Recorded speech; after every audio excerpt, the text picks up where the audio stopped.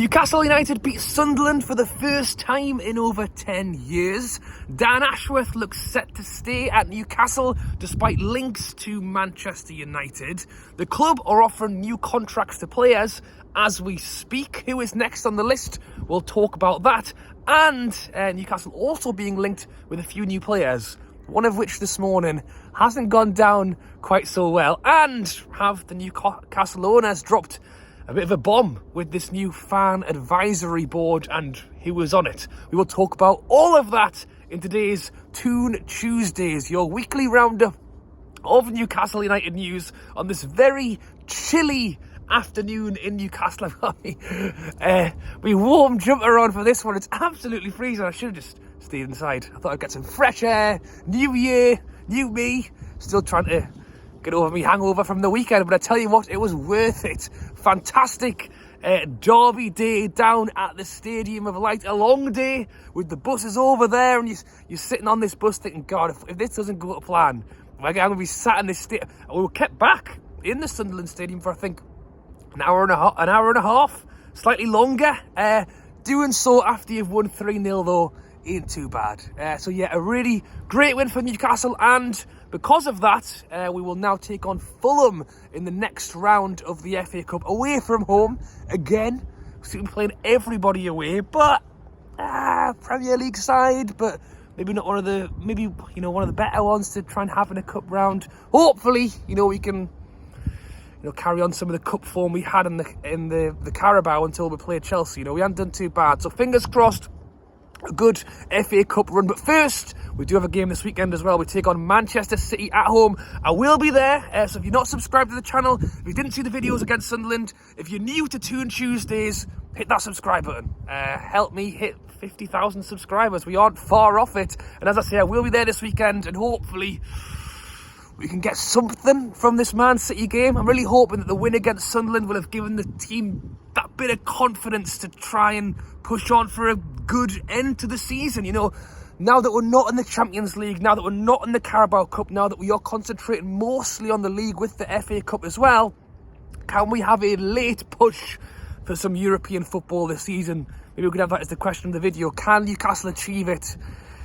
Champions League, Europa League, Europa Conference League? You let me know down in the comments below. I think it's doable, but I think it also will help if we can have a good January window. And that's kind of what attention's turning to. For the start of the year, it was that derby day.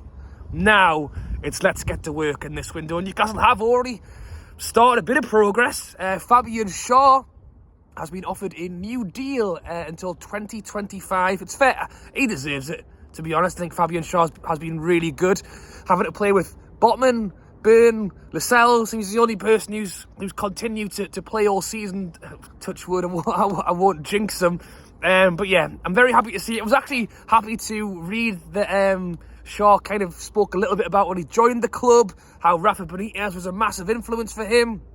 I've got to say, I'm a big Rafa fan over here. Love Rafa. Funnily enough, I don't know if his style of football, I think the way Eddie Howe's playing us right now it's absolutely spot on. But I think for what Rafa gave in terms of something back to the fans at the time, when we didn't have very much, was massive. But it's quite nice to see Fabian Schär saying that, he's happy here, he's settled, he's enjoying his football. I think I think Eddie Howe's brought a new lease of life to this team, so have the owners, so's everything, to be honest. And I think if there's a chance for a player, coming closer at the end of his career, they're going to want to get that year. They're going to want to stay that longer. Because the moves as you get a bit older aren't always going to be so glamorous. And if you could even have a part in a side that's hopefully going to get, has just taken part in the Champions League, you're going to want to try and get as much of that as possible. Reports are that the next two players that Newcastle are actually looking at are more long-term deals. Miley's being linked to a new deal. Botman's being linked to an extension of a contract. So we'll wait to hear, and it's good to see we're doing a bit of work. Big part of that, I've no doubt, is Dan Ashworth, the man who had been very heavily linked, like not just rumoured. It was like pretty much everyone was talking about the fact that as Manchester United were looking to bring in the new ownership and whatever the hell they're doing over there, that Dan Ashworth was a man they were looking at. And I'm not surprised, to be honest, because I think he had a great track record previous to Newcastle, and he hasn't done too bad since he's got here either. I think there's still a lot more to come from Dan Ashworth, if I'm totally honest. I think you look at the likes of a Minty over at Feyenoord, who's just got taken, is going to be going to AFCON, so big up to him as well. Everyone's excited to see what he can hopefully do in a Newcastle top in the future. But really, a lot of what Dan Ashworth does is kind of yes buys for now, but also for the future, and that's something that we kind of want to ride that wave a little bit longer, not have it end after, you know, a year or just over a year and a half or whatever it is. So yeah, good news to hear that he will be staying. And that's where we kind of want to see what magic he's going to get up to this January window. But as it never seems to be, it doesn't look like it's going to be plain sailing for Newcastle. Lots of reports actually coming out saying Newcastle are desperate to actually try and offload players this January in order to bring players in. It's the FFP, it's this constant talk. I mean, the fact that we've been knocked out of Europe, I don't think is helping this situation. Even if we had got Europa League, then it would have had something extra in the pot. And then it's who's you let go of. I think one of the biggest reported players to be linked away is actually Bruno. It's thought that Newcastle are set to reject any bid this January window that would come in for Bruno Guimaraes. 115 million linked to PSG. I mean, wow, that is some money. And I don't think it's going to happen. I don't think it's going to happen this January. I don't think it'll happen in the summer. He's happily married. He's got a kid. He's got another baby on the way. He's just come from France as well. Like, Mbappe is said to be leaving PSG. I think PSG are always going to be a strong side in France. They're always going to be up there. They'll always maintain status as the big team there. It's the capital team. But when Mbappe leaves, you know, I think a lot of the people who walk around Newcastle wearing a PSG top will suddenly, like, it was Messi, it was Neymar, it was Mbappe. Who's going to be the next big name? And unless Bruno looks at that and goes, I could be that. I don't see it. I don't see why Newcastle would do it right now. I don't see why Bruno would want to do it right now. I think we're all kind of accustomed to the fact that Newcastle will sell players. You know, and it's kind of gone of the days of, you know, we want new players coming in. It's going to become a bit more business-like, and we're all going to fall in love with players who end up leaving. I think there's a lot of people who were sad when Maxi left. I wouldn't be surprised if we did see a Bruno or another player go to help bring funds to bring players in. If you talk about the Maxi left for 30 million, it allowed us to buy Tino, Hall, Tonali, Barnes. You know, that 34 million for Maxi allowed us to spend over 100. Imagine if we let Bruno leave for 115 million. It's going to give us a chest of 500 million to spend, which is absolutely nuts. But we only win when Bruno plays. Bruno is a key part of this team, and I just think right now it's the wrong time to do it. And especially the January window when there's not long left. If we let Bruno go, all of a sudden, all the teams are going, Calvin Phillips, 5 million loan fee. Oh, it's actually 15 million now. Actually, you've got to buy him for 50. You know, the minute we let teams know we've got money, we're in a spiral anyway. So it's just because we have the money doesn't mean all of a sudden loads of players are going to be available to buy.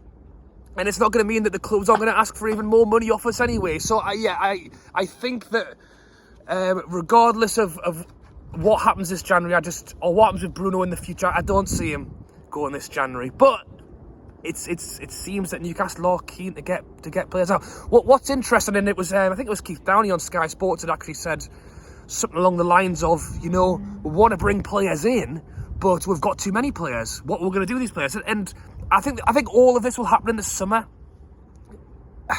Had we known it was going to work out this way, maybe Eddie Howe would have been harsher in the summer gone.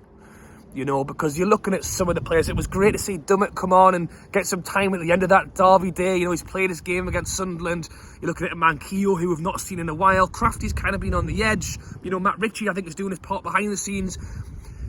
Like, a lot of that is great for the team morale in the club, but it's not great when we're trying to get into a January window and we're paying players that we're probably going to have to drop from the squad because we don't have the space. And I think a lot of that will lead to us having to be that little bit harsher this summer window. But what about now? You know, what about now? What are we doing now? Well, the club are reported to be trying to offload players. You know, one that I saw was, can we do something with homegrown players? Because them, technically speaking, we bought them for nothing. So the money we get back can then be spent even more so. It's tough to say. We'll have to wait and see what's happening. Again, you know, we're already coming into the 9th of January. Don't even know what day it is. 3 weeks to go. You know, we're gonna somehow try and find the team who wants to buy a player for the amount of money that we want, so we can go and then buy another player.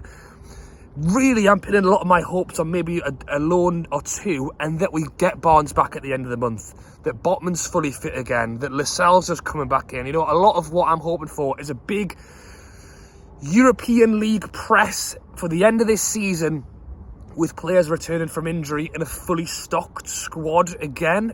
And if we can get one or two more deals over the line, would be perfect. Calvin Phillips, as I mentioned him earlier in this video, he's still a player that is heavily linked to Newcastle, and it's still thought that he's very much on Newcastle's radar, and that we want to make that deal happen. Maybe it's a bit of a cat and mouse situation. If we hold off long enough, will Man City go, right, well, Newcastle aren't paying this £7 million loan fee, they're not agreeing to all of these terms and conditions? Because that's the thing, you could even go, right, £5 million loan fee, get it done. It's a player in. It'll help us push for Europe, that we'll make back 10 times if we can get some European football. But the trouble is that Man City don't just want that. Man City want to have conditions that if he plays this many games, if he does this much game time, that they get either more money or that we have to sign him. And if we do bring him in and he isn't very good, then we're screwed. Funnily enough, the one that's been spoken about this morning is Jordan Henderson. That's right. Ali McCoist, who's one of my favourite pundits, by the way. I think he's been great across pretty much all platforms. He's sticking his neck out and saying that he thinks Newcastle would be a good place for Henderson to go. I mean, wow. Really, Ali? Come on, what are you saying? He's 33 years old. He's gone to Saudi Arabia. He's decided he doesn't like it because it's too hot. And I'll tell you what, I wouldn't mind if it was too hot in Newcastle right now. I'm absolutely frozen sat out here. First of all, I can't imagine he would ever do it. He's seen as like the legend of Sunderland. Why would he want to spoil or ruin that by coming to Newcastle? That legacy that he's created is gone. If he's really that bothered, then get yourself off to Sunderland, mate. I'm sure they'd love to have you down in the Championship. I think his legs are gone. I think it's absolutely nuts.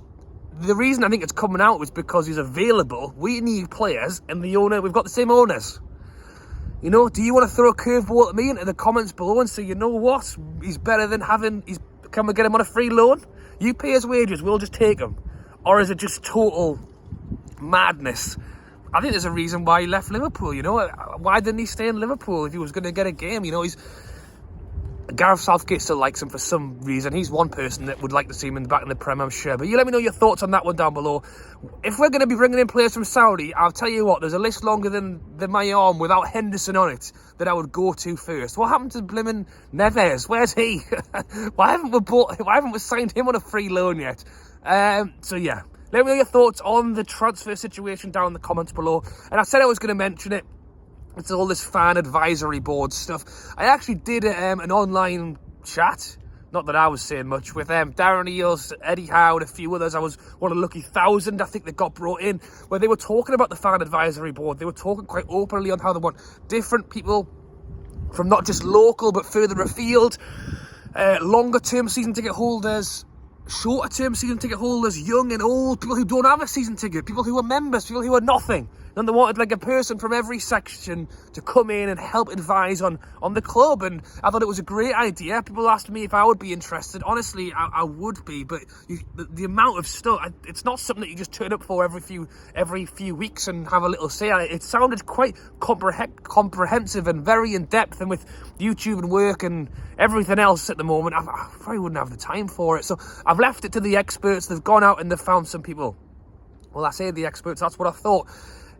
A lot of stick has basically been thrown around, and I think generally speaking, if you go on to the website and have a little look at what kind of who they've brought in, I think it makes sense. There was a few people on there with, you know, many years season ticket holders. There was someone who I think had been there for 10 to 12 years season ticket holder, more similar to myself. And then they also had someone from further afield, I think out in the States, that they wanted to kind of be involved with the club. And honestly,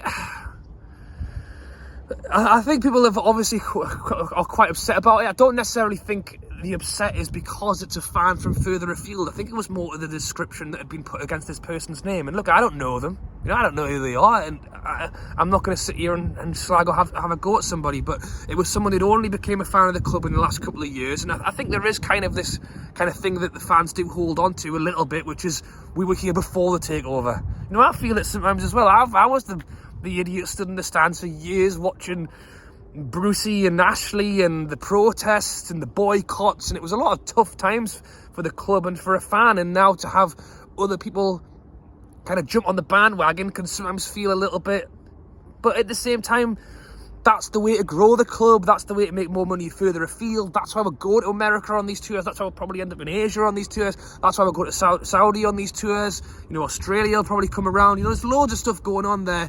And you've got to be a little bit open to kind of what's going on. But I think what was the real stinger was that this person who hadn't been a fan for too long and is from further afield had got tickets for the Champions League game at PSG, had got tickets to Leeds away. Now, bear in mind, I couldn't get tickets to Leeds away because I didn't have enough loyalty points, having been going to games for 10 years. So someone who's only been a fan for 2 years and lives in a different country is able to get Leeds away tickets. It's kind of rubbed people up the wrong way, and I can't see that. And this is the thing, I'm not having to go here. Honestly. No, she's got the option to go and do it, and what Newcastle fan wouldn't rip your arm off to go and get to experience that PSG game, get to experience that Leeds game. But it's just how it's come about, people want to know more about, and who in the Newcastle PR media team released it. They must have read it and gone, well, we might change our wording a little bit there, because it doesn't make it sound great, and they've just released it.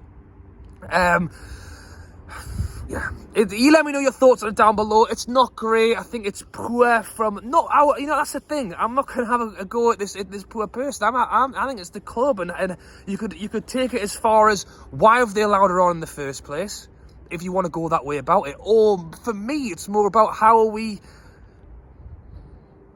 Then you could look at it and say that if they didn't be totally open and honest about it, then what's the whole point in the first place? That's the point of the fan advisory board, that it's meant to be an open, honest discussion. If they're trying to hide away reasons for why that person's there, then that's bad as well. So yeah, you've literally come 2 days back off a Derby Day win, and all of a sudden social media's turned back to the good old days.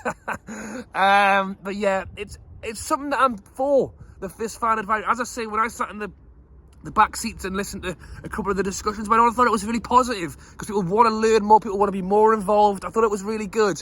It's just who they've gone for, where the opinions are coming from, and guess just like a full, open and honest reason to what's happening. And if Darren Eales comes out and goes, look, this person's got huge connections all over the US, it's going to get us into loads of fans, it's going to get us into loads of kit sales, it's going to get us into loads of stuff, and it's going to generate £3 million for the club to spend next summer, would you say, oh, right, okay then? But yeah.